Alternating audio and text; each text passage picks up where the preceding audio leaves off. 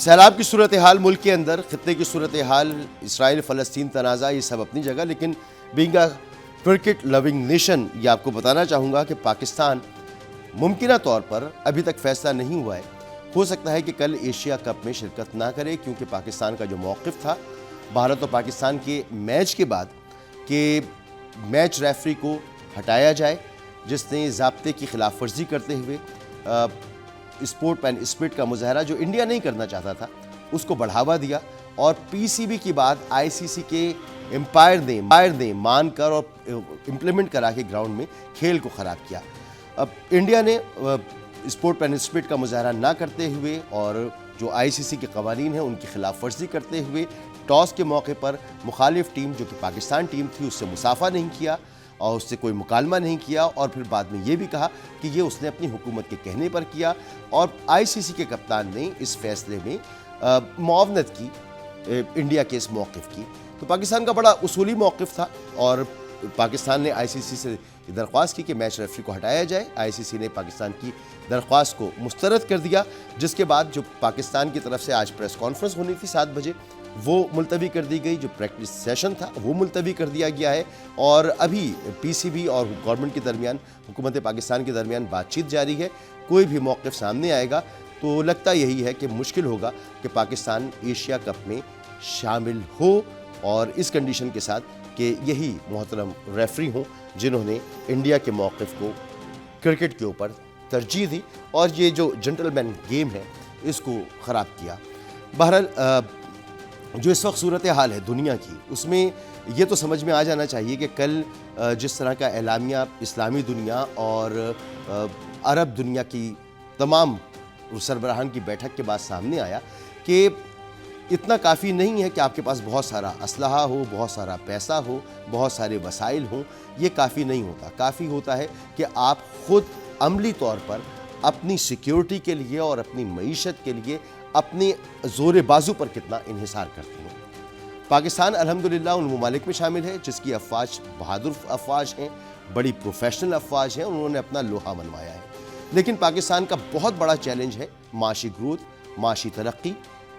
معاشی استحکام، اور اس کے لیے بہت سارے چیلنجز ہیں، جس میں سیاسی عدم استحکام ایک طرف ہے تو بہت بڑا مسئلہ دہشت گردی بھی ہے۔ دنیا نے یہ دیکھ لیا کہ فلسطین کے ساتھ کچھ بھی ہو جائے کوئی اس کے ساتھ کھڑا ہونے والا نہیں ہے، اور کل کے فیصلے کے بعد تو مجھے اور ساری دنیا کے سامنے اب یہ بات آ گئی ہے کہ اسرائیل جو کچھ کر رہا ہے وہ کرتا رہے گا، وہ اپنے انجام تک چاہے گا، چاہے آج اقوام متحدہ کی رپورٹ یہ کہہ رہی ہو کہ اسرائیل باضابطہ طور پر ثابت ہو چکا ہے، اس پر جرم ثابت ہو رہا ہے کہ وہ نسل کشی کر رہا ہے فلسطینیوں کی۔ اس کے باوجود دنیا کی کوئی قوت ایسی نہیں ہے جو اسرائیل کا ہاتھ روک سکے۔ عرب لیگ نے بھی اور اسلامی دنیا کے جو لوگ بیٹھے انہوں نے بھی ثابت کیا۔ امریکہ جو بڑی پولیٹیکل طریقے سے چل رہا تھا اس نے اب دو ٹوک انداز میں کہہ دیا ہے، بجائے یہ کہ وہ اسرائیل کا ہاتھ روکتا اس نے کہا کہ حماس کے پاس اب چند دن ہے، حماس کو فیصلہ کرنا ہوگا۔ اس نے کہا کہ یہ فیصلہ اب دوحہ کو کرنا ہے کہ وہ ثالثی کرنا چاہتا ہے یا نہیں کرنا چاہتا۔ بھئی اس پر حملہ ہوا ہے،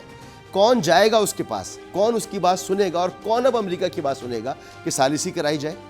تو اسرائیل نہ ثالثی چاہتا ہے، نہ امن چاہتا ہے، وہ چاہتا ہے کہ نہ فلسطین ہو نہ فلسطینی ہو، لیکن کوئی روکنے والا نہیں ہے۔ ایسا کیوں ہے؟ ایسا اس لیے ہے کہ باقی جو قوتیں انہوں نے اپنی سیکیورٹی گروی رکھی ہوئی ہے، انہوں نے اپنے وسائل جو ہیں ان کا استعمال صرف اپنے اقتدار کی خاطر کیا ہے، اور یہی تمام مسائل جو ہیں یہ بڑے خطرناک مسائل ہیں۔ پاکستان کو دیکھنا چاہیے کہ جو پاکستان کی کمزوریاں ہیں اس سے پاکستان کو کیسے ابھرنا ہے۔ بہت بڑا اس وقت چیلنج ہے پاکستان کے سامنے دہشت گردی کا، لیکن اس سے پہلے ایک مصیبت آ گئی ہے سیلاب کی،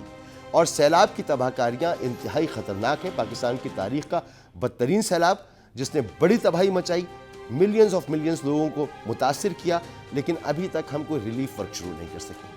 ہمارے پاس اتنے پیسے ہیں بھی، کیا ہمیں یہ گنجائش ملے گی کہ ہم ریلیف دے سکیں، آگے کسانوں کو مراد دے سکیں؟ کیونکہ ہم تو آئی ایم ایف کے اس وقت پروگرام میں ہیں، ہم اس وقت اس قابل تو نہیں ہیں کہ کسی قسم کی سبسڈیز دے سکیں، کسی قسم کی رعایتیں دے سکیں۔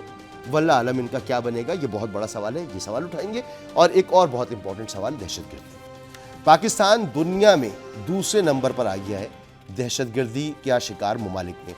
ایک جو ملک ہے شاید اس کا تو آپ نے نام بھی نہ سنا ہو پہلے، اور میں نے بھی آج دیکھا، تو ایک افریقی ملک ہے، چھوٹا سا ملک جس کا کوئی ساحل نہیں ہے، وہ پہلے نمبر پر ہے، اور اس کے بعد دوسرے نمبر پہ پاکستان ہے، جہاں پر کم از کم تقریباً کوئی 45 سے 49% دہشت گردی کی کارروائیوں میں اضافہ ہوا ہے۔ اور اب یہ دہشت گردی کا جو معاملہ ہے یہ سیاست کی نظر ہو گیا ہے۔ معاف کیجیے گا، عطا تارڑ صاحب کی میں آپ کو گفتگو سناتا ہوں، کیونکہ خیبر پختونخوا حکومت کا موقف ہے، عمران خان کا موقف ہے کہ آپریشن نہیں ہونا چاہیے، وفاق کہتا ہے آپریشن ضروری ہے۔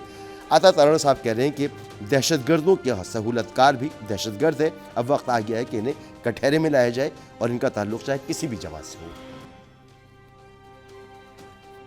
یہ ضروری سمجھا گیا پیغام پاکستان کی چھتری کے نیچے اور پیغام پاکستان کے تسلسل میں ایک پیغام امن کمیٹی بنائی جائے، اور اس پیغام امن کمیٹی کے مقاصد کچھ یوں ہیں: اس ملک میں جب تک امن قائم نہیں ہوگا اور جب تک امن کو خراب کرنے والوں کا کھل کے نام نہیں لیا جائے گا تو یہ بات ادھوری رہ جائے گی۔ اس کمیٹی کے ذریعے پاکستان کے کونے کونے میں اس پیغام کو لے کے جائیں گے، سیمینارز کریں گے، جلسے کریں گے، جلوس کریں گے کہ دیکھیے اب یہ وقت آ گیا ہے کہ جو دہشت گرد کا سہولت کار ہے وہ بھی دہشت گرد ہے، اور ان عناصر کو کٹہرے میں لانے کے لیے کہ جو آج بھی دہشت گردوں کے سہولت کار ہیں، ان کا تعلق چاہے کسی سیاسی جماعت سے ہو، کسی مذہبی جماعت سے ہو۔ دیکھیے میں یہ بات واضح کرتا چلوں کہ دہشت گرد کا کوئی رنگ، نسل، مذہب نہیں ہوتا۔ اب یہ کس کی بات کر رہے ہیں؟ آبویس ہے، وہ کہتے رہتے ہیں، تحریک انصاف کو ہدف تنقید بناتے ہیں۔ بیرسٹر عقیل نے اور واضح طور پہ کہا، انہوں نے کہا کہ ہمارے جنازوں کے جو جنازے اٹھتے ہیں نا، ان میں پی ٹی آئی کی لیڈرشپ کہیں موجود نہیں ہوتی،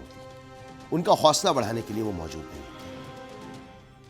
اپنے سیاسی مقاصد کو آگے بڑھانے کے لیے آپ اتنے آگے چلے جائیں کہ آپ اس ملک کے شہداء جو ہیں، اس ملک کے نوجوان جو آئے روز اپنی جانوں کے نذرانے دے رہے ہیں، ان کے جنازوں میں شریک نہ ہو سکیں۔ یہ پارٹی کہتی ہے کہ جی طالبان کے ساتھ یا دہشت گردوں کے ساتھ جو رویہ ہے وہ بات چیت میں رکھنا چاہیے۔ کہ پچھلے 12 سال سے آپ کی ہی سیاسی جماعت کی حکومت ہے اس صوبے میں، اور وہاں کے لوگ بھی یہ تشویش کا اظہار کر رہے ہیں، اور وہ سوال اٹھاتے ہیں کہ یا تو کے پی کے کی حکومت جو ہے، یا سی ایم کے پی کے یا پی ٹی آئی کے لوگ وہ پشت پناہی کر رہے ہیں دہشت گردوں کی، یا ان کے موقف کو اپنائے ہوئے ہیں۔ اب اگر حکومت اس کے خلاف جو ہے اقدامات اٹھا رہی ہے تو کم از کم آپ کو چاہیے کہ آپ اس کی سپورٹ کریں۔ تو یہ بڑی خطرناک صورتحال ہے۔ پاکستان دنیا میں دہشت گردی کا شکار ممالک میں دوسرے نمبر پر،